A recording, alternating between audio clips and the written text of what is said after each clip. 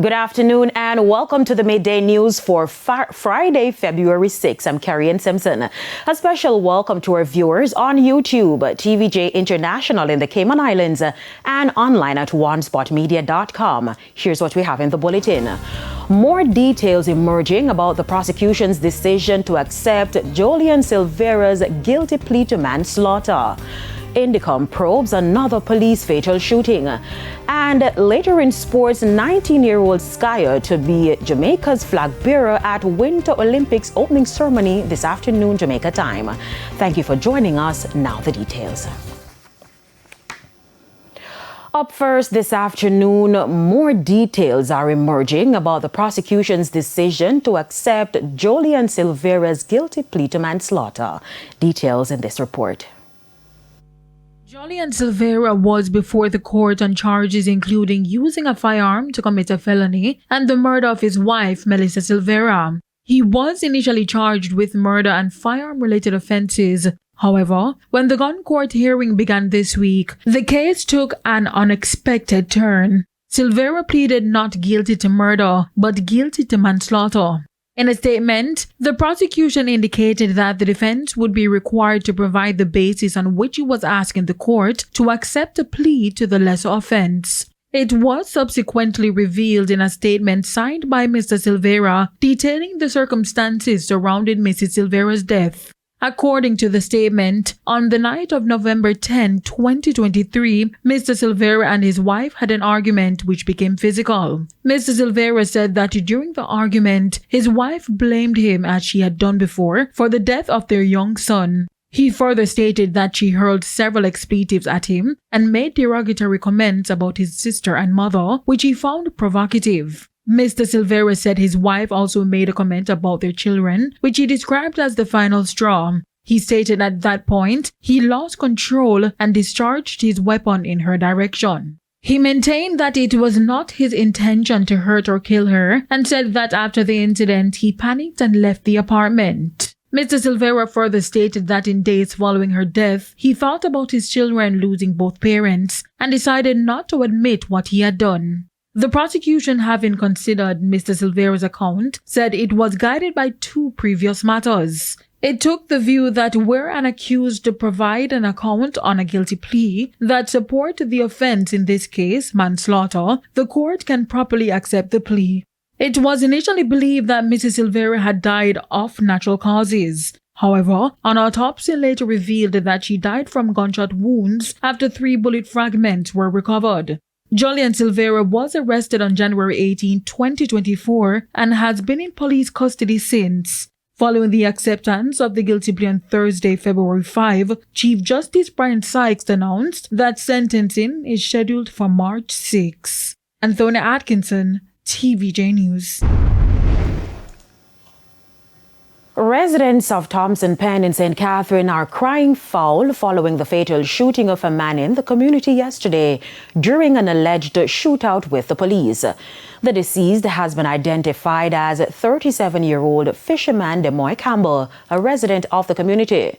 The police say a team was conducting an operation in the area about 7:30 a.m.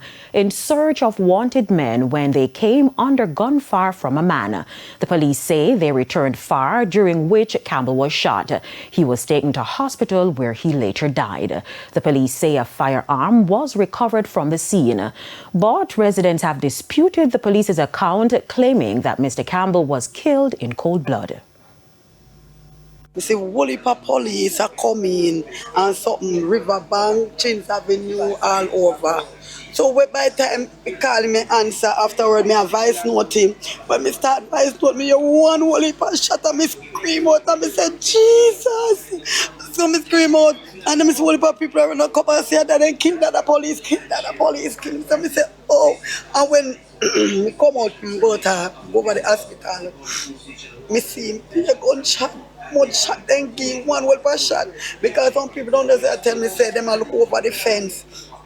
And I have him there, and the people, them, the fence a ball. And I beg them, so no kill him, no kill him. And me say, them a beat him, and them beat him bad, and him a ball out, murder, murder, murder. Now, over in St. Elizabeth, residents of Windsor District, Syla, are calling out, or rather speaking out, following the fatal killing or shooting of a man by the police on Wednesday. Christopher Black, otherwise called Voice, a laborer, was shot and killed during a police operation. Residents say Black was inside his house when police entered and a confrontation followed. They insist he was unarmed and not wanted by the security forces. I know, like say, they find gun pan him and him a do something wrong. He not do nothing wrong in our community. More than he does a normal regular day drink rum and easy whistle. And the man is a trade man, he have in job. Paying time be said way. You see me? After he work done, he come and say him a go on easy himself. Several residents gathered near the scene are calling the shooting unnecessary. They say Black's death has left the community shaken. Man, we feel cut up over a situation, man, because when them have it on media say a shootout. No shootout no go on. Them just come for kill. And Mr. Mento one more this gone down in your file where you kill innocent youth. Innocent youth you kill. The man a beg for his life. Hold up in his hand. In him house. And you still shoot him. Tell me, say you can't carry in a man. No time you can't carry in a man. You must can't carry in a man to man. And the man never wanted. You understand? The man never wanted. You never have him on wanted list. Me sure you know say when you are go for a wanted man, every police supposed to have a man picture. So you know who you are go for. In the meantime, the Independent Commission of Investigations, INDECOM, has launched an investigation into the incident. According to the police's account of the incident, about 6:40 a.m., a team of officers went to the area in search of gunmen, drugs and ammunition. According to the police, the team was confronted by Black, who they say was armed with a handgun. The police reported that shots were exchanged and Black was shot. A .38 revolver loaded with one cartridge was reportedly recovered from the scene. Fishers in St. Elizabeth should start receiving hurricane relief funds by this week. That's the assurance from Fisheries Minister Floyd Green, who says the government has already started distributing grants for repairs to boats and engines damaged or destroyed in the hurricane in other parts of the island. Krista Campbell has the details. If you walk or drive through the seaside community of Parity in St. Elizabeth, you'll see no shortage of boats. But most of them have not been back at sea since Hurricane Melissa in October 2025. Some buried under sand, others flung into the mangroves. Fisheries Minister Floyd Green says every fisher within the Black River area has suffered some kind of loss. Omar Ellis is one of them. This boat, then they right over there, so. Yeah, right there, so then. With them things they up there, there, so then.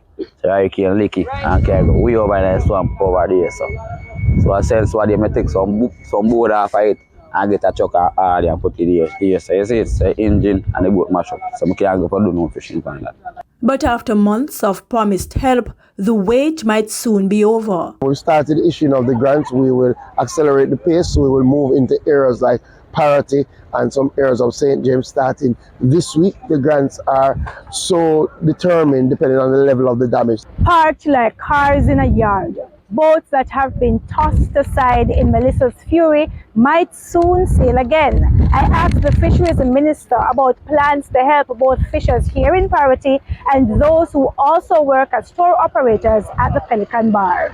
Mr. Green says some have already been given a chance to earn again with the recent reopening of the Pelican Bar out at sea off the coast of Black River, and his ministry will be partnering with the Bread's Treasure Beach Foundation to help others. A number of them would get back out to Pelican Bar, but their boats are still damaged, right? So we're going to start from $250,000 all the way up for intermediate fishers to $3 million that we're going to be doing in grants, depending on the level of severity. So some people who have lost their engines might get a $500,000 grant towards purchasing a new engine.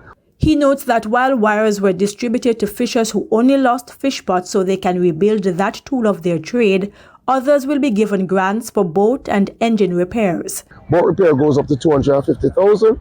Engine replacement goes up to $500,000. Again, so that we can cover as much ground, this is just a portion of the damage that they have suffered. He says $100 million has been set aside for Hurricane Melissa recovery and will be distributed based on the classification of fishers. Those who would qualify for the $5 million will be those fishers who would have suffered damage to their storage facilities, would have suffered damage to their pots, boats. So these are the industrial fishers. A lot of them focus on lobster, cod.